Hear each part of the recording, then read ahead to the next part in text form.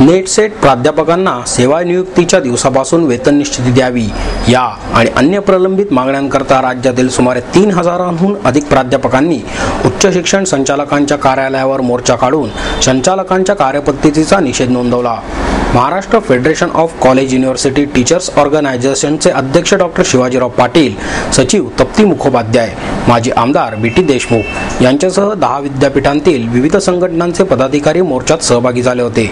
मुख्यमंत्र्यांचे आदेश मानण्यास उच्च शिक्षण विभागातील अधिकारी तयार नाहीत असा आरोप करून यासंबंधीचा ठराव एम पुक्टोच्या वतीने करण्यात आला।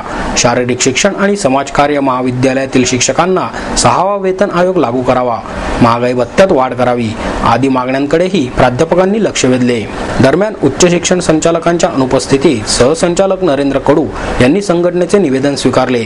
दिवाळीनंतर लवकरच बैठक आयोजित करण्यात येईल असे आश्वासन कडू यांनी दिल्याची माहिती डॉक्टर श्यामकांत लवांडे यांनी दिली।